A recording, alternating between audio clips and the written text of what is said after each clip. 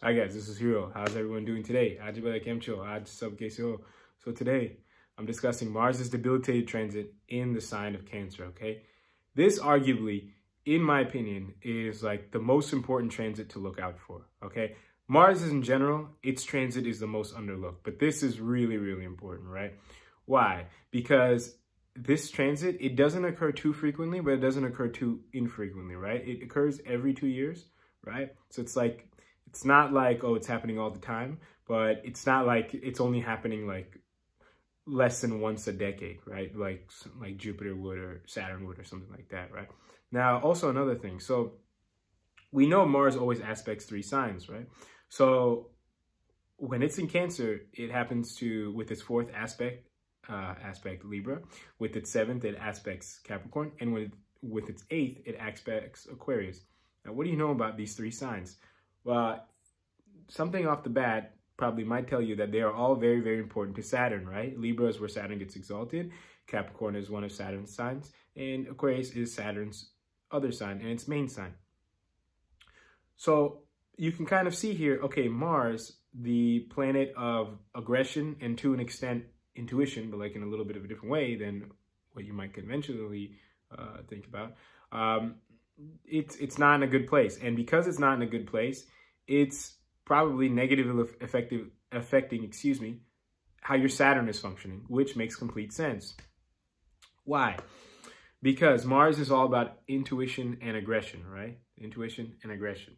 So when you have this very extreme energy, explosive energy, not behaving well, so your aggression and your intuition is just not being grounded at all, right? Which is kind of, the essence of it being in this water sign of Cancer.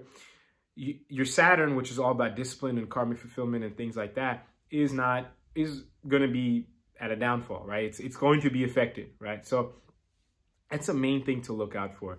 Anytime Mars is in Cancer, okay? Anytime it goes in Cancer, this is the first thing that should come up in your head, okay? Oh man, my discipline and my karmic fulfillment, it's my path towards it, my kind of, my understanding of how I'm following it might get affected temporarily during this transit, right? Because of just how Mars is. Now, it's important to understand why Mars gets debilitated in Cancer, right?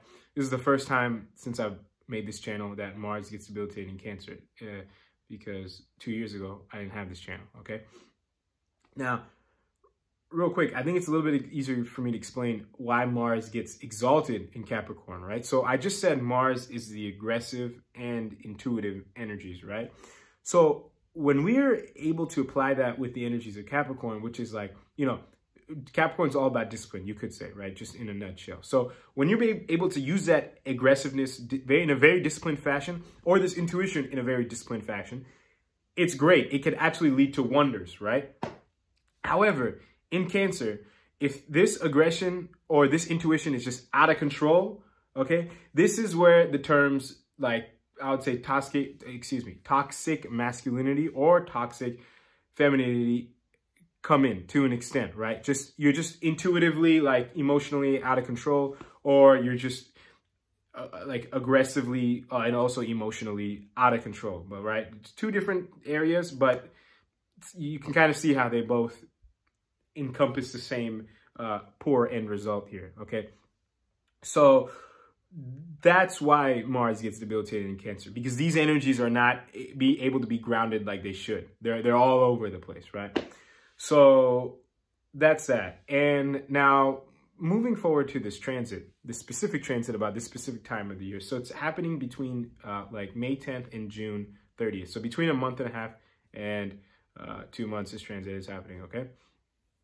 So real quick, one thing is that Saturn is in Aquarius and Ketu is in Libra, okay? Both of these things are being aspected by Mars, okay? So these 2 planets are very big on like karmic fulfillment, I guess you can say, right?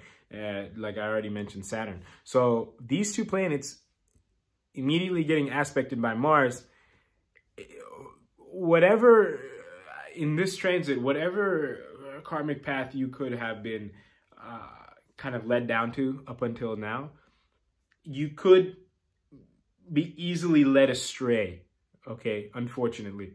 So, but notice why you're getting led astray, okay? You could be led astray particularly because your aggression or your intuition is just not being grounded, okay?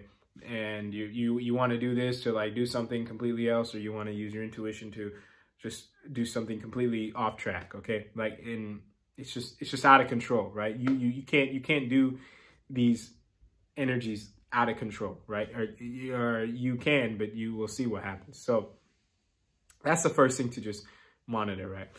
Excuse me. The second thing here is that Jupiter and Rahu also happen to be in the sign of Aries, which is Rahu's main sign. It's sign where it holds the more aggressive portions of the energies, right? So all the slow-moving planets are directly involved in this, excuse me, in this debilitated transit from Mars, which is very rare.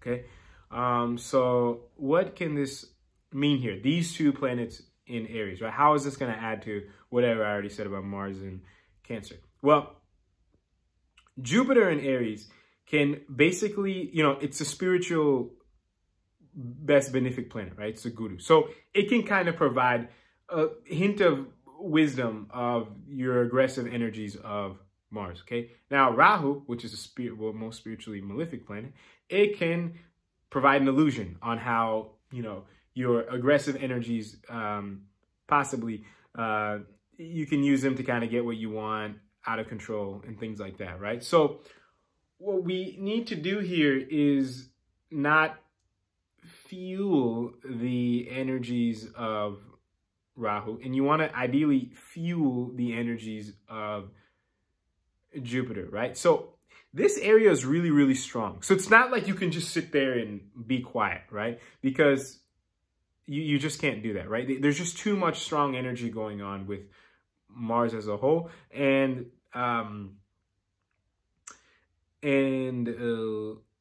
the energies going on in Aries, right? Now, here's where we can kind of tie everything together. So Ketu's, okay, yeah, I said Mars heavily affects Libra, Libra, Aquarius, and Capricorn, which affects Saturn. However, Saturn is still very strong in Aquarius, and Ketu is still pretty strong in Libra, okay?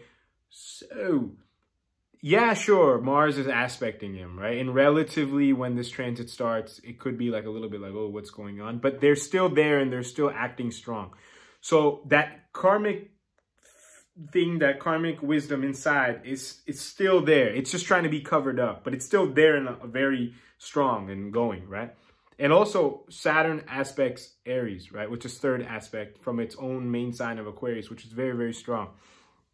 So I'd encourage you to do is anytime you can recognize that the Rahu illusionary energies inside you are trying to do something crazy or do something wild, especially in an aggressive manner, you want to avoid that during this period, okay, as much as humanly possible. One other thing is that, yeah, avoid that. And then, but like I said, you're not going to be able to just completely not do anything, right? There's just too much strong energy going on. So you ideally want to use that Jupiterian energy to see, okay, whatever I do, what is the biggest possible, what is the bigger picture here karmically, okay? Notice exactly how I worded that sentence. What is the bigger picture here karmically for me, like for this birth, okay? That's that. Now, just one other quick real thing. So I think like the second half of this transit, Venus actually comes and joins Mars, and it's getting closer and closer, okay? What this means is that, so I already just said that aggressive energy is very, very stronger, right? Much stronger, actually. So then the intuitive side of Mars. And naturally, that's already the case because Aries is more its sign than Scorpio, right? Like it's its main sign. So when Venus comes in, you want to watch out and make sure that you do not, you monitor your aggressive things, your aggressive behaviors, thoughts, all this kind of stuff towards Venus-like things, okay? Venus-like things is potential partners, like luxuries and stuff, but just know, Ketu is in Libra, right? So in Venus, Libra is Venus's main sign. So we want to ideally watch out there. So just make sure that as this transit goes on, right, that we monitor especially our aggressiveness in areas of the Libra side of Venus, which most likely correlates to partners of interest, right? Like intimate partners of interest, but it could also be like people that you interact with a lot, okay? Just anybody you interact with a lot. Don't be too over aggressive, too over ambitious about whatever you're trying to do with these people, okay? In whatever fashion, okay? So I think that's it for this video. Actually, we do have just a little add-on. So Sun and Mercury do pass through Taurus throughout this transit. Okay, Sun, it's like the middle month of this transit. So from the second week to the second to last week, and Mercury is doing this like from the second week of June to like the third week of June. It's not there that long, okay? Basically what this means when this happens is that your ego could, so Sun is the ego and Mercury is the rational mind, right? So when these guys get involved and they're aspecting Scorpio, which is Mars's intuitive side, okay? So what this means is that your ego and your rational intelligence could be focused on the intuitive, or they could kind of justify Mars's aggression through,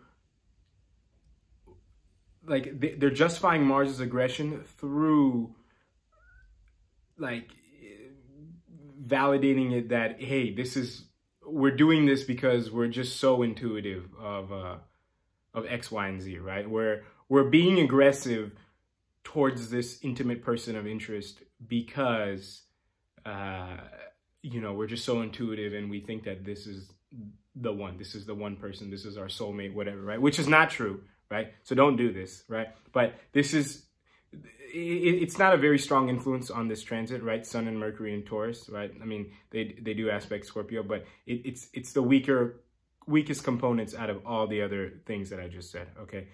Which is why I'm mentioning it at the end of this video. But so just keep in mind that aggression, your ego, your rational mind could try to validate it as, hey, we're being aggressive out of intuition, okay? Which is not true. It's probably a trap, okay?